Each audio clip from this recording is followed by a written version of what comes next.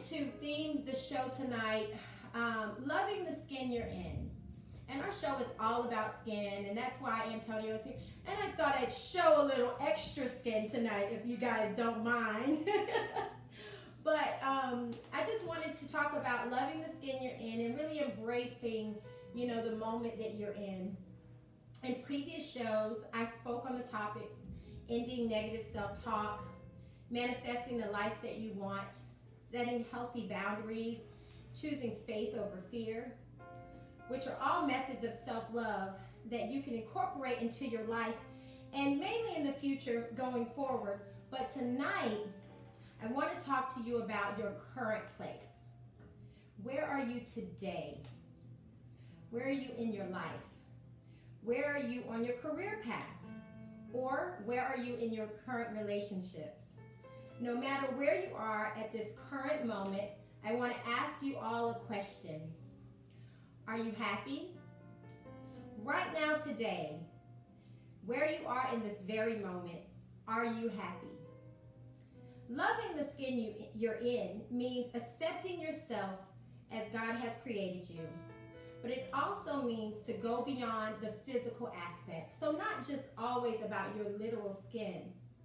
It's about finding happiness or finding peace in your current state and in the present moment.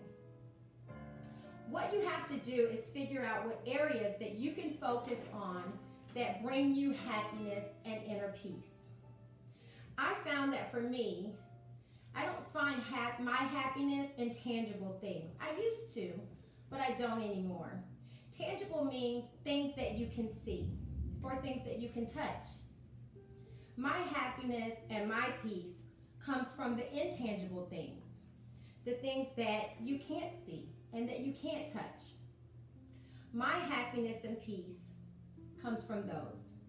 I find happiness in my life in having mental clarity, less resistance to all that's going on around me, when I'm in alignment with God, and when I have freedom.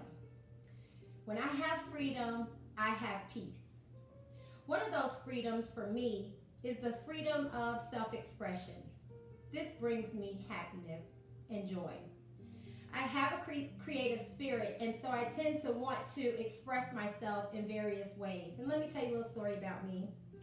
And the reason why I say freedom of self-expression, I spent many years in a very long relationship, and I was with someone of a different religious background. And that religion wanted the women and the wives to dress very conservatively, very modest, in colors that did not stand out. When you're at a gathering, there would be no dancing from the women. Also, very minimal speaking, especially to men, that sort of thing. And this caused me to have a need to alter my personality in various ways to basically fit inside a box. So I spent many years kind of playing that charade, and I was suppressing my true personality. And now I have the freedom of self-expression to live in the fullest expression of myself, which is what you see on the show every week. And so that's why I say that brings me peace, that brings me happiness, and that brings me joy. For you, it may be something different, but that's just one of the things for me. Please understand that there are many cycles and different phases in life. And although we should embrace each cycle that we go through, because those are life's lessons and are growing us and shaping us.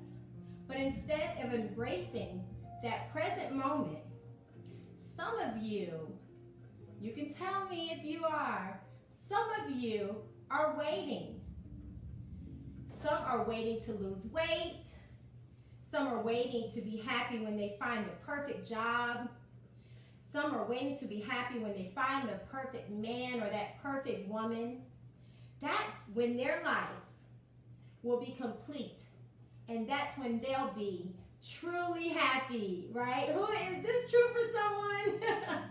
You don't have to say, I know you know who you are.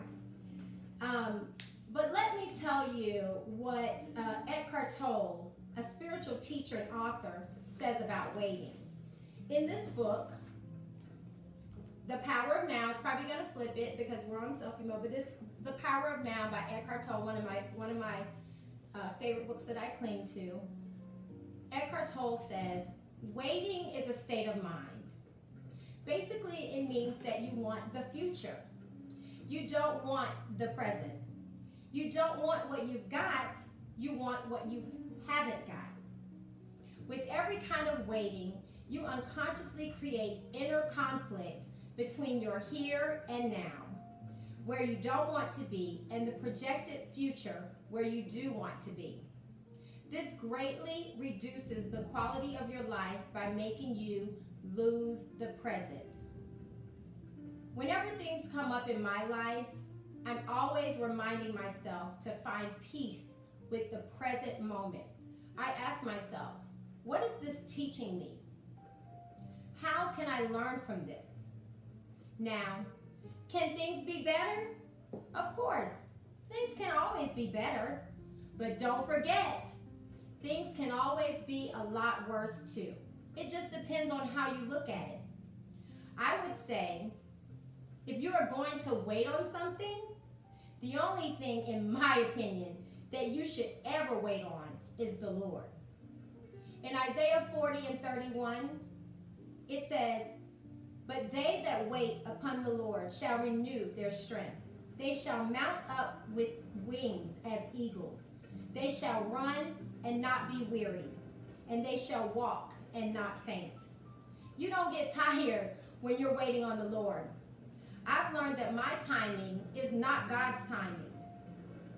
The book of Peter, 2 Peter 3:8 says that with the Lord, one day is 1,000 years, and 1,000 years to the Lord is one day. It also says to God, 40 years is but 1 hour. 40 years. So look how different our timing is with God's. So that's why I always say in God's timing. But as you wait for God to produce certain things in your life that you desire, make sure you appreciate what He has already blessed you with. And how do you do that? Through gratitude. The best way to get more of what you want is to be grateful for what you already have. When I switched from thinking about what I didn't have and I started to appreciate what I did have, that's when God gave me more. And not just more, but better. Better quality of everything that I wanted. I was being given abundance and I was being taken to another level. Like this quote by the self-help author Melody Beattie. Gratitude unlocks the fullness of life. It turns what we have into enough and more. It turns denial into acceptance, chaos to order, confusion to clarity. It can turn a meal into a feast, a house into a home, and a stranger into a friend. Gratitude makes sense of our past, brings peace for today, and creates a vision for tomorrow. So if you want a nicer car, well, be grateful for the car that you have now and take care of it. If you want a bigger, more beautiful home, take care of the house that you have now. Make upgrades to it and make your current house beautiful right now. Also, you know how you can receive more blessings from God? Be the person that God wants to bless. You see, in those years that I was living in darkness, I was living in a low vibration, not living in gratitude, not making great choices in my life, not living in my purpose. In fact, literally, I was running from my purpose. I wasn't being the person that God wanted me to be. So I wasn't seeing the blessings that I see now each and every day. Walk in your purpose. Live a high-vibing life and watch God throw open the floodgates of heaven and pour you out a blessing that you will not have room enough to receive. Don't forget God's promise to all of us. He says in Jeremiah 31:3, I have loved you with everlasting love. Therefore, I have continued my faithfulness to you. He will always keep his promises to us. So live for the now, because whatever you are waiting on from God, it's coming. There's no need to worry about that. Don't wait till you lose the weight. Love all those extra pounds. Love every one of those quarantine 15s, don't wait until, you get the perfect job. Walk around the job you have now and pretend it's already the perfect job. They say dress for the job you want, not the job you have. Just go ahead and act like that's your perfect job. Don't wait till you get the perfect partner. Treat the one you got now better, and maybe it'll all work out. Or, if you're waiting for that perfect partner to come along and you're waiting for this relationship, date yourself. Take yourself out on a nice date or on a lavish trip. If you're waiting to make these amazing friends, be a friend to yourself. Figure out what you have to do to live your life in the present moment. Be good to yourself. This is self-love. So do whatever you have to do to be happy in your life today. If you find yourself focusing more on the hopes of the future rather than having gratitude in the present moment, create a gratitude list. Start a gratitude journal. And write down everything that you are grateful for. Because as you start, you'll see that list will it'll keep growing and growing. And something else that you can do is you can do a grounding exercise, much like what we did before this message. That will always bring you to the present moment, and it will always bring you back to just this grateful state. Always remember, everyone, tomorrow is not promised. So love the skin that you're in today. And that will help you be your best radiant self ever.